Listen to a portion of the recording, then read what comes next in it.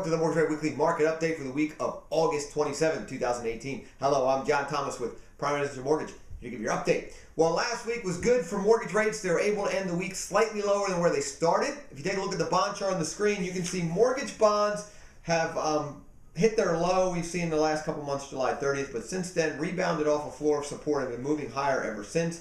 And we've come up against a very tough ceiling resistance. We have not broken above that since May. So we ran up against it 4 times this last week, ended right at it on Friday. So that what we're going to do this week is see if we can break above that. If we can, that would be a very good sign. We could see mortgage bonds run higher, which means mortgage rates could move lower.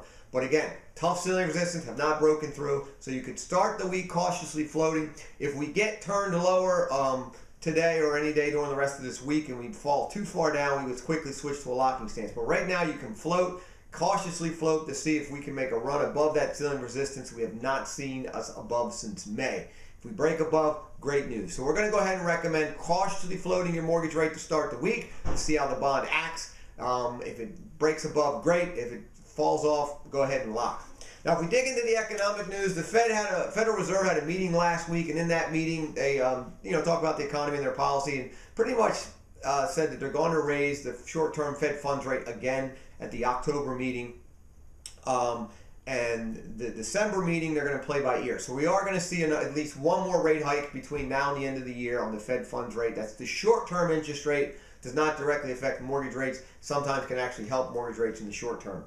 But their reasoning is, while the economy's doing good, they want to raise the Fed funds rate so that if we do fall into another recession, they'll have some bullets in the gun to lower the Fed funds rate to help us get out of the recession. So that's their motivation, to keep raising the Fed funds rate so that if we do fall back into a recession, which is being predicted 2019-2020, they'll have some ammunition to help the economy out. Then we saw weak initial jobless claims come out on Thursday. Claims dropped 2,000 claims to 210,000 claims for the week. Ridiculously low. That's super low. It's also going to be the sample week for the jobs report, which we'll see next Friday, September 7th. That'll be the August jobs report. So just this report by itself points to a very strong jobs report. Of course, there's other factors that go into that, so we'll keep you updated on that as well. Then in the housing news, we saw the Federal Housing Finance Agency, or the FHFA for short, released their home price index for June 2018. It showed home prices rose 0.2% from May, and year over year they're up 6.5% from June of 2017. The South Atlantic regions, which includes Delaware and Maryland, saw a 0.4% drop from the previous month, but they're up 6.7% from June 2017, so doing very well there. The Mid-Atlantic region, which includes Pennsylvania and New Jersey, were up 0.5% from last month and are up 5.7% from June of 2017. So very good numbers there, very sustainable 5% appreciation range. That's what we're looking for. If it's too hot, you're going to see a correction. So in this area, we are doing well. Now, we saw new home sales for July 2018. They actually declined 1.7% from June to an annual rate of 627,000 units. That's below expectations of 645. But even though sales were down month over month, they are up 12.8% from July of last year. So new home construction, even though the headline could be bad, it's not. Doing very well, up 12.8% in this low inventory environment. They're doing very well. The median home price of a new home was $328,700. And the supply of new homes for sale is at 5.9 months supply, 6 months being a good. So it's almost being at a good month's supply. Now, overall, we're in low inventory environment, but new home sales have some supply on the market. It's just the overall existing home sales is very low still. And that's what's causing home sales on existing homes to go down. We'll talk about that in a minute. So new homes construction doing very well. Great time to buy a new home.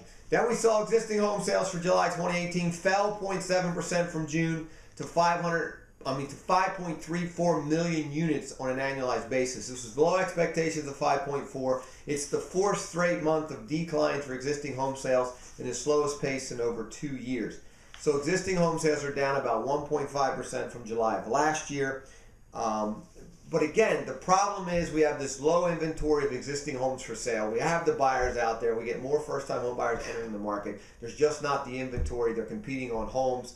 And we've had mortgage rates, interest rates move up too, so that's put some pricing in some of the high-cost areas out for some of the buyers. So we'll see if this trend continues. The existing home price for a medium home sale was $269,600. That was actually down from $276,900 in June. And median home prices are up 4.5% year over year from July of last year. Now, first-time home buyers increased from 31% of home buyers to 32% of sales in July. So we're going to see more first-time home buyers as the millennials enter the market. Now, in the local news, we got a first-time home buyer seminar Saturday, September 22nd in Newark, Delaware from 10 a.m. to noon. That's at the Christiana Hilton Hotel. And then we're back in Wilmington, Delaware on Wednesday, September 26th from 6 p.m. to 8 p.m. That's in Wilmington, Delaware at the Independence Mall eXp Realty office.